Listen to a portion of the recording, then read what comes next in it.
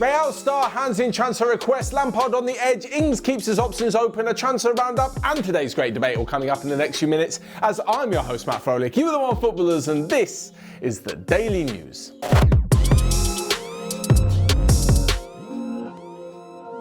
Before we start though, thank you so much for 500,000 subscribers. We've hit the 500,000 mark and it's all because of you guys. Myself, Angelina, producer Ryan, Paddy, Ian, Nico, everyone who's appeared on the channel is so thankful for all of your support, and now we start on the road to 1 million. With that said and done though, let's get straight into today's daily news because there is some big news to talk about, and Martin Odegaard has handed in a transfer request at Real Madrid. What on earth is going on? Basically, the young talent was brought back to the club by Zinedine Zidane because he thought that he was going to be able to use him in his first team squad, and then hasn't done so. Last year, he was on loan at Real Sociedad. By the way, first year of a 2-year loan at Sociedad. Zidane and the club decided to cut it short, bring him back in the summer, and now he's played like less than 400 minutes of La Liga action. Apparently Zidane has him because he's a good attacking option, but he's basically a plan B. Like, he's only going to get game time if they sell a few players in the attacking midfield area, or if they have a few injuries, and even then, he still hasn't gotten too many minutes. This is such bad management, and obviously terrible for someone whose career has stalled more than a few times. At the moment, and as we saw last season, it's clear he's unbelievably good. An insane creative attacking talent, and there'd be so many clubs in the world who want to have him, so much so, and he knows this, that he's handed in a transfer request. But the transfer request is actually only a loan because, I've spoken about it before, there's a lot of club loyalty. Are you really going to ask for a transfer from Real Madrid? Or are you just going to go out on loan and eventually, once you get back to the first team, you're pretty much already at the summit of European football? Like, if you get transferred to a sort of middle team or maybe a lesser team in the Champions League, you then have to work your way back up to earn a move to one of the top clubs in Europe. But if you're already there, you might as well go out on loan until your opportunity comes. Besides this though, Odegaard is obviously a very ambitious player and wants to be playing football regularly. There are of course no suitors for the midfield attacking talent, and there's one club who's got an abundance but can't seem to quite get it right on the pitch, and that is Chelsea. Frank Lampard must be looking nervously over his shoulder because at any minute he could be leaving Chelsea. I don't think it will happen today or tomorrow, but who knows? After a couple of poor results in the next few weeks, the Englishman could be looking at facing the sack. Last night it was 2-0 against Leicester, and honestly, I don't want to read too much into some of their recent form. Yes, it was their 5th loss in like the last 6 weeks or something. Having said that, they've played some very good teams. Of course, if you're Chelsea, and they were top at the beginning of December, and if you're harbouring ambitions of going for the title, definitely finishing in the top 4, and especially proving that the £200 million they spent in the summer was worth it, you need to be performing well against big opposition. Having said that, there's no disgrace in losing to Liverpool, Manchester City, even Leicester, to be honest. Leicester at top of the table now.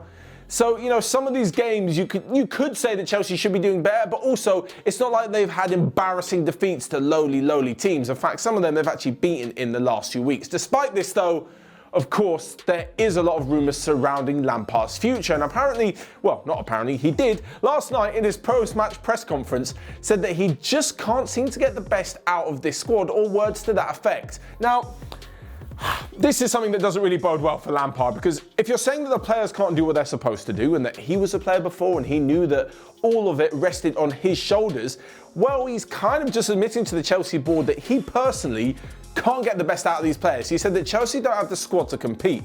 Whereas when you're looking in from the outside, Chelsea have got, like I said, £200 million worth of talent from the summer transfer window. They've got an insane squad already. They've got World Cup winners. They've got players who are more than capable of playing at the highest Champions League level.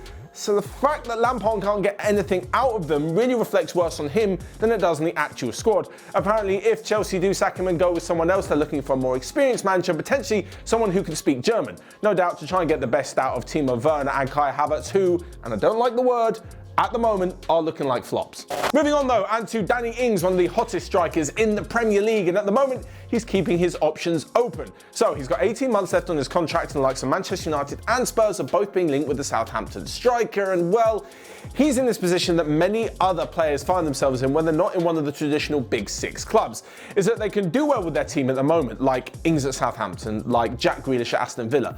It's all well and good when your team's going well, you know, maybe they're going to challenge to the Europa League, maybe they get into the Europa League, something like that. But as soon as it starts to fall off, they realise my career's quite short, and if a big team comes in, I'm going to take that step to play at the Champions League level, Europa League level, play at a big club, and it looks like that's what's happening with Danny Ings. No disrespect to Southampton.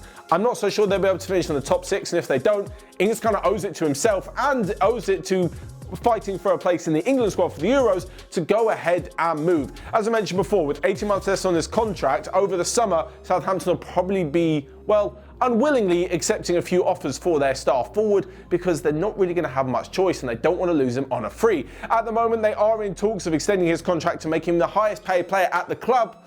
But, as I said before, United and Spurs can offer more. I mean, Spurs can't really offer first-team football because he's going to be a deputy to Harry Kane. Manchester United might be able to offer first-team football as Cavani isn't a long-term option and Martial's had an in-and-out season. So who knows, maybe we could see Ings in brand new colours come next season. Next up, in a quick roundup of the rest of the day's transfer news, Jean-Philippe is close to sealing a loan move to Crystal Palace with an option to make it permanent. The French striker will be joining from Mainz in the Bundesliga. Barcelona have appealed the 2-match ban for Lionel Messi. Also sticking with Barcelona, their goalkeeper Neto could be moving to Arsenal as a backup to Bernd Leno.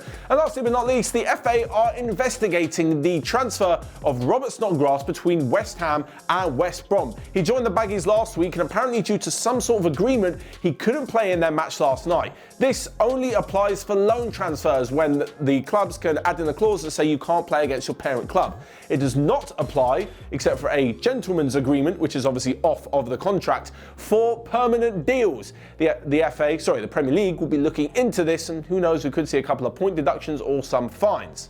Lastly but not least, we come to this week's great debate. This is where the guys in the OneFootball newsroom pose a question to all of you for the comment section below. Of course, you can find their answer and my answer in the relevant article in the OneFootball app. But for down below, they want to know, what should change about the FA Cup? There is one thing you can change about it. What would it be? It could be a rule. It could be the competition itself. It could be the limit of substitutions. Absolutely anything. For me, I don't like seeing the semi-final at Wembley. When you reach the FA Cup final, it's a big day. It's a big day traditionally in the English calendar. The oldest club trophy in the world. It's an unbelievable stadium. It's a historic part of London. It's a national team stadium. That is it. You've reached the pinnacle of club cup football.